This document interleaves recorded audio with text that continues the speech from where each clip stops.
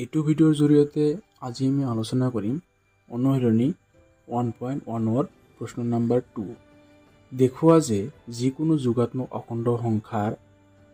6q + 1 বা 6q + 3 বা 6q + 5 আৰ্হিত য'ত q এটা কোনোৱা অখণ্ড সংখ্যা এইটো আজি আমি প্ৰুভ কৰিম। প্ৰথমতে আমি কৰিম কি যে যেহেতু দেখাব দিছে যোগাত্মক অখণ্ড সংখ্যা গতিকে আমি প্ৰথমে ধৰি লম যে ধৰা হল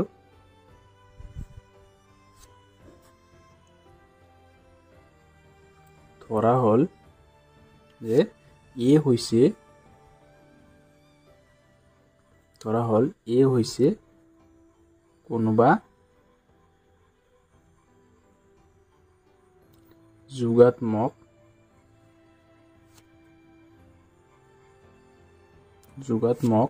অখণ্ড সংখ্যা আৰু b = 6 যেহেতু 6q + 1 ওলাব দিছে গতিকে ইয়াত আমি কি পাম b = 6 পাম তাৰমানে b ৰ মান 6 হ'ব। তাৰ পাছত আমি কি কৰিম এতিয়া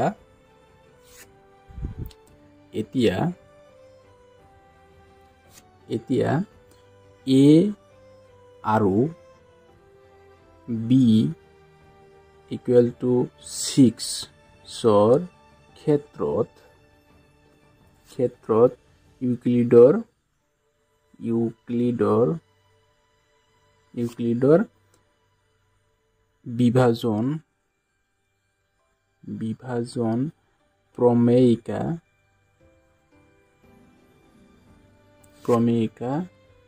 প্ৰয়োগ কৰি পাও। আমি জানো কি যে ইউক্লিডৰ বিভাজন প্ৰমেয়িকাটো আছিল a = bq + r য'ত 0 <= r < b আছিলে এইখিনি আমি জানো।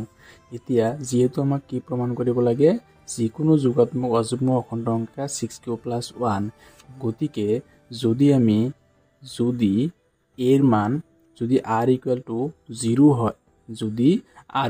0 হয় তেন্তে কি লিখিম a = কিমান হ'ব a = b মান আমি কি জানো কি ধৰিছিলো 6 গতিকে b = 6 q মানে 6q প্লাস r = এবাৰ কি ধৰিছো 0 ধৰিছো সো ইয়াতে হ'ব কি 0 ইয়াৰ পৰা আমি কি পালো a = only 6q। তাৰ পাছত যদি আমি r = 1 ধৰো তেন্তে কি পাম a =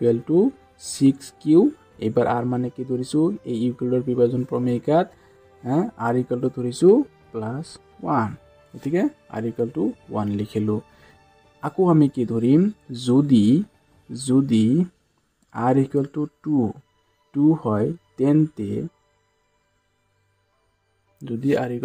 হয় তেন্তে আমি কি লিখিব পাৰি a = 6q + 2 তাৰমানে r ৰ মানটো আমি জাস্ট 2 বহাই দিছো ওকে। যদি r = 3 হয় তেন্তে কি হ'ব a =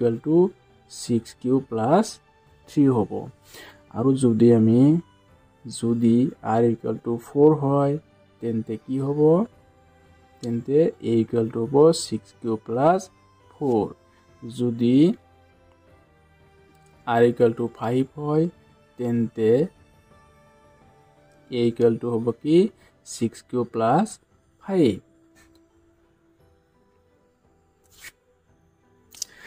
গতিকে কি পালো আমি যিহেতু প্ৰথম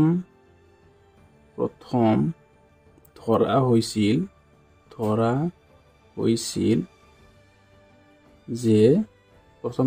কি a যোগাত্মক অখণ্ড সংখ্যা অযুগ্ম অখণ্ড সংখ্যা এটা অলপমান ভুল হৈছিল যে যোগাত্মক কি সংখ্যা অযুগ্ম অযুগ্ম অখণ্ড সংখ্যা। ইয়াতে আমি কি লিখিম, যিহেতু প্ৰথম ধৰা হৈছিল যে এ হৈছে অযুগ্ম যোগাত্মক অযুগ্ম অখণ্ড সংখ্যা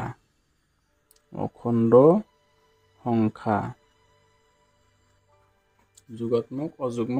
অখণ্ড সংখ্যা। গতিকে কি হ'ব নোৱাৰে, যেহেতু অযুগ্ম সংখ্যা গতিকে যুগ্ম সংখ্যা আমাৰ হ'ব নোৱাৰে। যুগ্ম সংখ্যা ইয়াৰ পৰা আমি কি পাইছোঁ, 6 টো যুগ্ম সংখ্যা, 6 বা 6 প্লাছ 2 বা 6 প্লাছ 4 হ'ব নোৱাৰে। গতিকে আমাৰ কি হ'ব, গতিকে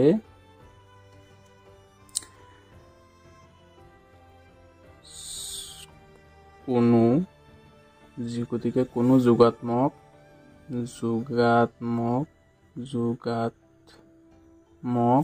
অযুগ্ম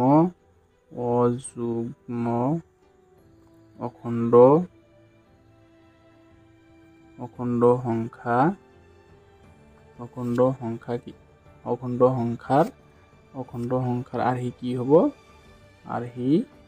6 প্লাছ 1 বা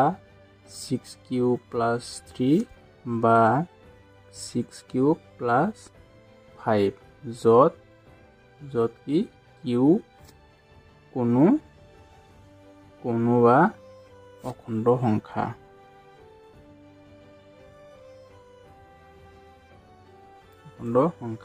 এইখিনি আমাৰ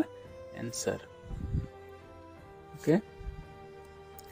এতিয়া আমি আলোচনা কৰিম অনুৰণী 1.1 3 নম্বৰ প্ৰশ্ন। যেহেতু 2 নম্বৰ প্ৰশ্ন আমি সমাধান কৰিলোঁ, এতিয়া আমি 3 নম্বৰ প্ৰশ্নলৈ আগবাঢ়িছোঁ।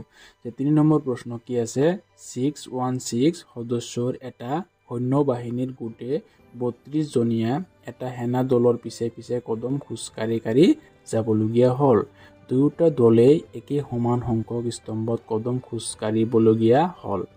তেওঁলোকে খোজকাঢ়িবলগীয়া স্তম্ভৰ উচ্চতম সংখ্যা কি হ'ব? চ' এইটো প্ৰশ্নৰ আমি সমাধান উলিয়াবলৈ হ'লে ইয়াতে যিটো আমাৰ দিয়া আছে যে 616 আৰু 32ৰ গসাউ যদি আমি ওলাওঁ, তেতিয়া ইউক্লিডৰ বিভাজন প্ৰমেয়িকা প্ৰয়োগ কৰি যদি আমি গসাউ উলিয়াওঁ, সেইটোৱে হ'ব কি নিৰ্ণয় স্তম্ভৰ উচ্চতম সংখ্যা। গতিকে আমি সমাধানলৈ আগবাঢ়িছোঁ।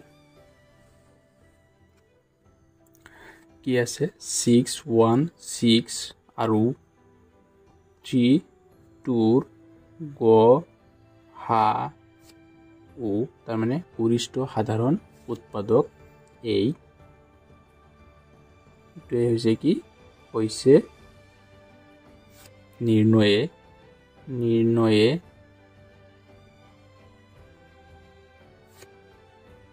স্তম্ভৰ উচ্চতম সংখ্যা। ইয়াৰ পিছত আমি লিখিব পাৰি কি, ইয়াত 616 গ্ৰেটাৰ দেন 32। যেনেকুৱা ধৰণৰ আমি কি কৰিছিলোঁ, 1 নম্বৰৰ প্ৰশ্নসমূহ সমাধান কৰিছিলোঁ, ঠিক তেনেকৈ কি কৰিম, ইউক্লিডৰ বিভাজন প্ৰমেয়িকা প্ৰয়োগ কৰি আমি গসাউ উলিয়াম। চ' ইয়াৰ পৰা যিহেতু 616 ডাঙৰ, 32টো সৰু, গতিকে আমি এনেকৈ লিখিছোঁ। এতিয়া আমি কি কৰিম, এতিয়া ইউক্লিডৰ বিভাজন প্ৰমেয়িকা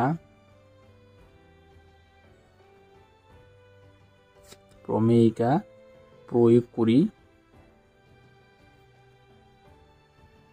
পাওঁ। কি পাওঁ আমি, ইউক্লিডৰ বিভাজন প্ৰমেয়িকা আমি কি জানো, a equal b q plus r, য'ত 0 less than equal to r less than b. So' ইয়াৰ পৰা আমি ডাঙৰটো কি কৰিম, এ লৈ এৰ মান ধৰিম আৰু সৰু মানটো কি কৰিম, আমি বিৰ মান ধৰিম। তাৰ পাছত এই বিৰ মানেৰে আমি এৰ মানক কি কৰিম, ছাইডত হৰণ কৰিম। ঠিক আছে, যেনিবা 616ক আমি কি কৰিম, হৰণ কৰিম। প্ৰথমতে কিমান বাৰ যাব, এতিয়া 32 আছে, 61, প্ৰথম দুটা লৈছোঁ, ইয়াতে একবাৰ যাব, একবাৰ দিলে কিমান যাব, 32। যেহেতু 2 দিলে আমাৰ 64 হৈ যাব গতিকে একবাৰ দিছো একবাৰ দিলে 32 ইয়াৰ পৰা 62 বিয়োগ নামি আহিব তাৰ পাছত এতে হল ইয়াৰ পৰা 1 ধাৰ কৰিলো 11 হল 11 পৰা 2 গলে কিমান হ'ব 9 হ'ব এতে থাকিল 5 5 ৰ পৰা 3 গলে কিমান থাকিব 2 থাকিব ওকে তাৰ পাছত এতিয়া কি কৰিম যে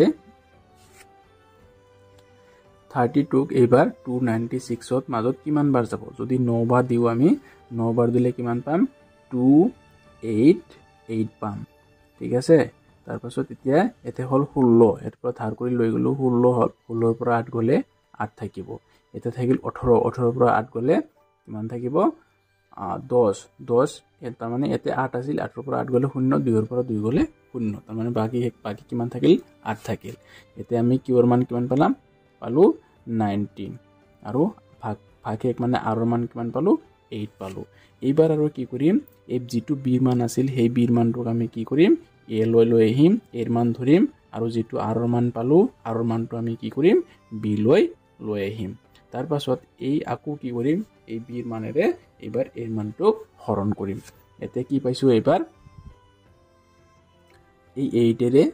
কি কৰিম 32 ক এবাৰ হৰণ কৰিম ওকে কি কৰিম 8 ক 32 ৰ পৰা কিমান বাৰ যাব 4 বাৰ আমি জানো কি 4 8 গুণে 32 মানে এতে কি পালো 0 পালো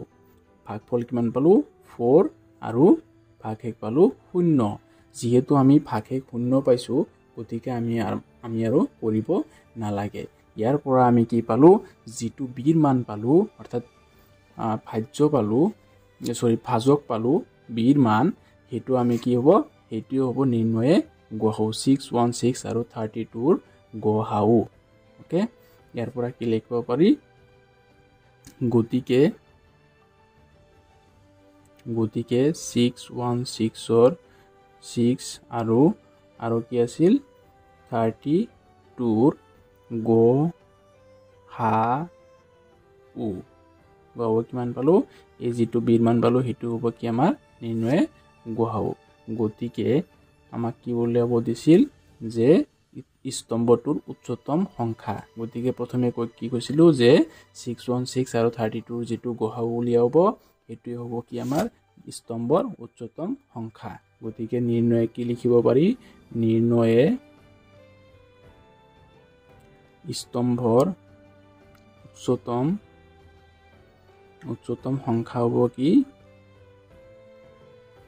8 এটো হ'ব কি আমাৰ এনসাৰ